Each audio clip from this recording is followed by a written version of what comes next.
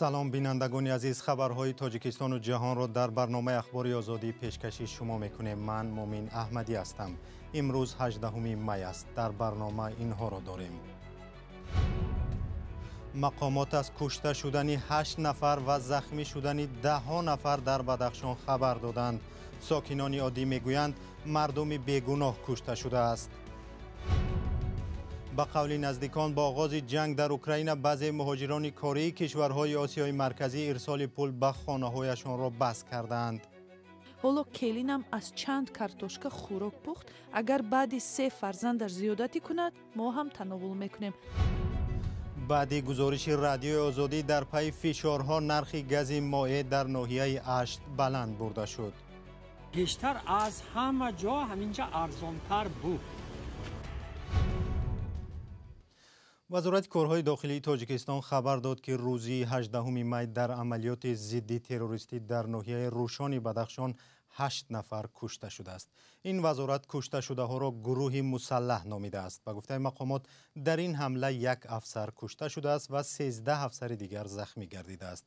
تصدیق درستی این اطلاع به خاطر قطع بودن اینترنت در بدخشان فعلا غیر امکان است. ساکنان میگویند هیچ گروهی در بدخشان مسلح نبود و کشته شده ها ساکنان عادی هستند. مقامات از آنها گروه های متشکل جنایتی نام برده است و گفته است مقدار زیادی سلاح و مهمات جنگی از جمله کوکتیل مولوتوف مصادره شده است.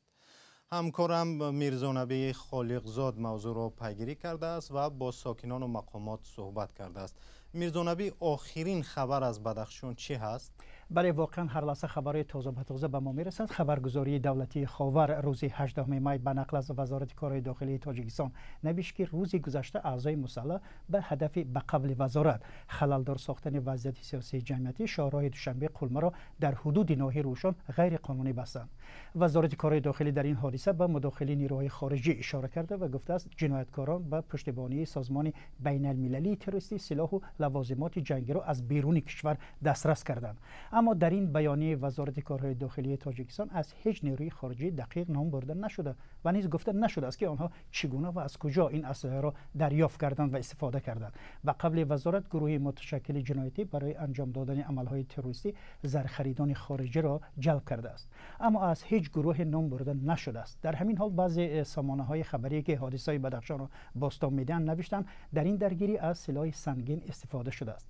ضمناً چند ساکن ناحیه روشان با خواهش اینکه نامشان ذکر کرده نشود گفتند که در روشان از صبح بر وقت تیرپرانی و تعقیب مردم جریان دارد. همسایگان ما در روشان گفتند که چند ساکن در جریان این عملیات کشته و زخمی شدند. با سببی که راهها بسته است تماس با ساکنان محله دشوار است.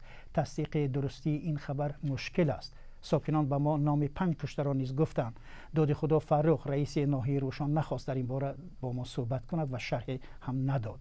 جسد 1 نفر افسر نیروهای الفا که گفته می شود در حادثه بدخشان تیر خورده است امروز در جماعت دهنی کولا به خاک سپریدند. از افسر جبارزاده فیضلی نام برده می شود که 25 ساله بوده است. یک منبع آزادی از شهر کولا می گوید سرباز روز 17 می در ناحیه روشان کشته شده است. او از قفس سینه‌اش تیر خورده است.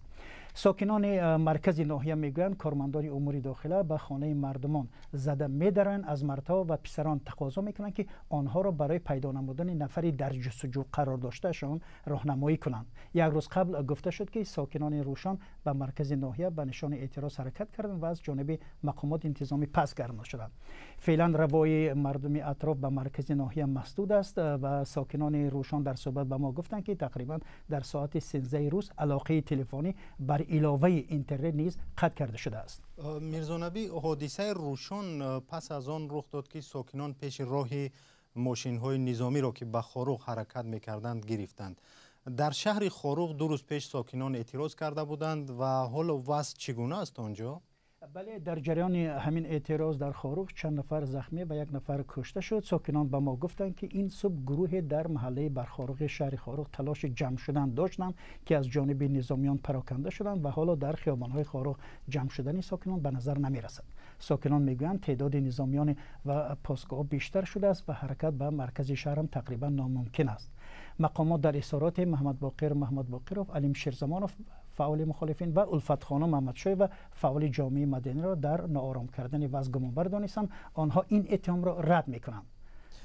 میرزونبی خبر رسید که یکی از چهره‌های فعال بدخشان چنانکه شما نام بردید الفت خانم محمدشاهی و از جانب مقامات بازداشت شده است. جزئیات این بازداشت چی است؟ تفصیلات به دست آوردید؟ بله، واقعا طور مرد محمدشاهی روزنامه‌نگار شناخته و یکی از نزدیکان محمدشاهی به رادیو آزادی گفت که گروه کارمندان کمیته امنیت ملی و دادستانی کل در ساعت 8 صبح همین روز الفت خانم را از منزل زیستش دستگیر کردند و به بینای کمیته امنیت بردند.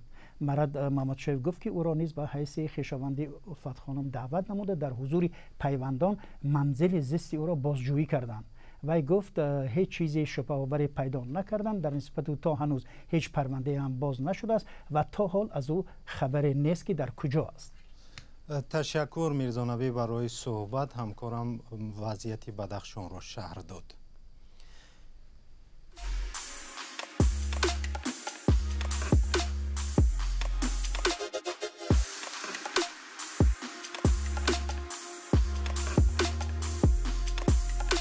همه چیزی که میخواهند و میخواهید در اینجا هست. تازه ترین اخبار، گزارش های ویدیویی، شرح حادثه و تحقیقات ژورنالیستی. زمینه رادیو آزادی را نصب کنید و همه این را با انگشت زدن به تلفن هوشمند خود به دست بیارید.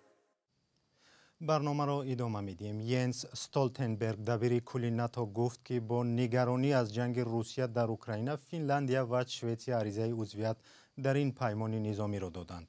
استولتنبرگ در یک نشست خبری 18 می گفت عریضه عضویت این دو کشور را گرم استقبال میکند و فنلاندیا و شوئدیا را شریکان نزدیکترین ما نامید. در اظهارات ناتو در توییتر این تحولات چون یک روزی تاریخی یاد شده است. انتظار می رود که جریان تهیه عریضه عضویت در ناتو از جانب این دو کشور 2 هفته را در بر میگیرد. تا حال تنها ترکیه در برابر نیت عضوی ناتو شدن این دو کشور مخالفت کرده است. اگر مخالفت های ترکیه برطرف شود، احتمال جریان پوره با عضویت ناتو قبول شدن فنلاندیا و شوئدیا چند ماه را در بر بگیرد. در ازبکستان برخی ساکنان شکایت دارند که پس از آغاز جنگ روسیه با اوکراین زندگیشان به مشکل پیچیده است. یک ساکن 30 ساله از این کشور به همکاران ما نقل کرده است که در خریدن غذا به کودکانش مشکلی میکشد. او میگوید به 3 فرزندش تقریبا خوراک خریدن نمیتواند و آنها نیم گرسنه‌اند. از زمان آغاز جنگ در اوکراین شوهر او که مهاجر کاری است از روسیه دیگر پول نمیفرستد. همکاران ما از بخش ازبکی رادیو آزادی با زندگی این خانواده آشنا شدند. گزارش را شهلای گلخواجه تقدیم میکند. همگی 4 کартошка و 1 پیاز مانده است. این رو هم پدرم آورد. انا باز کمی مکرون و افشوره پمیدور داریم. کموش ذخیره‌هایش را که باقی ماندند نشان می‌دهد. او باید این چند دانه سبزیجات و مکرون را صرفه‌کارانه استفاده کند. تنها در روز عید برای خودش اجازه می‌دهد که به کودکانش خوراک بالذت‌تر بپزد. کартошка را با پیاز و تخم بریان می‌کنیم. این خوراک نصف روزی ما است.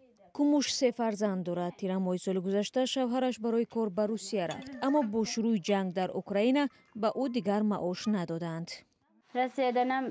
من او را جنگ میکنم که بیهوده روسیه رفت. از زمانی که جنگ آغاز شد همگی $100 فرستاد و خلاص. این پول را به قرضهایمان دادیم. دیگر یگان تنگه در دستمان نمانده است. در این اویله چند ماه می شود گوشت را ندیدند. کموش میگوید به احساس دائمی گرسنگی عادت کرده است، اما به کودکانش فهماندن آنکه چرا غذا ندارند دشوار است. چند پیش کدام کسی ششلیک پخته است، بعد این فرزندانم 2 روز غذای را که من پختم نخوردند. آنها میخواستند ششلیک بخورند. جانگول خوشتومن کموش زود به عیادت نبیره هایش رفته برای آنها تخم خانگی میبرد. هرچند وضع اقتصادی اویله خودی او نیز خوب نیست. بعضا چای خشک هم نمیابیم. آب جوش را می نوشیم. دیگر علاج نداریم. حالا کلینم از چند کартошка خوراک پخت. اگر بعد 3 فرزندش زیادتی کند ما هم تناول میکنیم. با دست دادن خردترین امکانیت کموش برای خودش کار میجوید. بعد نشر گزارش بخش ازبکی رادیو آزادی درباره این اویله، مقامات محلی به آنها با مواد غذایی، آرد و برنج و شکر کمک کردند. اما کموش درک میکند که یوری مقامداران دائمی نیست. از این رو میخواهد شوهرش هرچی زودتر برگشته در وطن جای کار پیدا کند.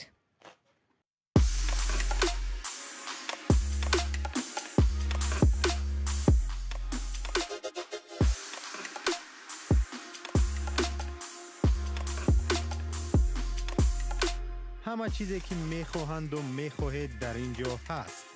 تازه ترین اخبار، گزارش های ویدیویی، شرح حادثه و تحقیقات ژورنالیستی. زمینه رادیو آزادی را نصب کنید و همه این را با انگشت زدن به تلفن هوشمند خود به دست بیارید. هفته گذشته رادیو آزادی درباره نسبت به دیگر مناطق سوخت با نرخی ارزانتر فروخته شدن گاز مایع در ناحیه اشت گزارش داده بود. اصلا هدف از این مطلب انعکاس جنبه مثبت موضوع مذکور بود، ولی طور معلوم می شود بعد این گزارش در پی فشارها قیمت گاز مایع در ناحیه اشت بالا برده شد. فرزان محمدی گزارش می دهد.